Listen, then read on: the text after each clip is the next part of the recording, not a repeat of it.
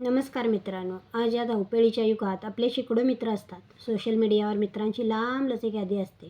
पण संकट काळात पाठीशी उभा राहणारा आणि न मागता मदत करणारा आणि आपल्या सुखदुःखात सोबत देणारा खरा मित्र ज्यांना लाभतो. श्री स्वामी समर्थ महाराज नेहमी सांगायचे की मैत्री ही निस्वार्थी नाही तर विश्वासावर टिकते.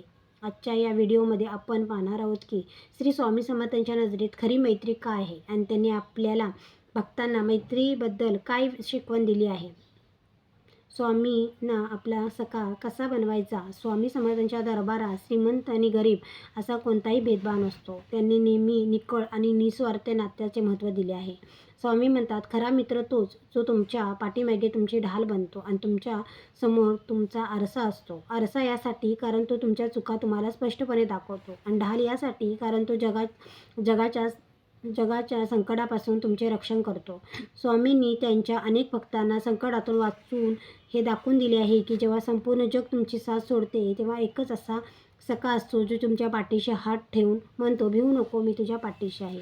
अक्कलकोटमध्ये स्वामींचे अनेक भक्त होते. त्यामध्ये चाळप्पा, बाळप्पा यांच्याशी स्वामींचे नाते केवळ गुरु शिष्याचे नव्हते तर ते एक जिवलग मित्रासारखे होते.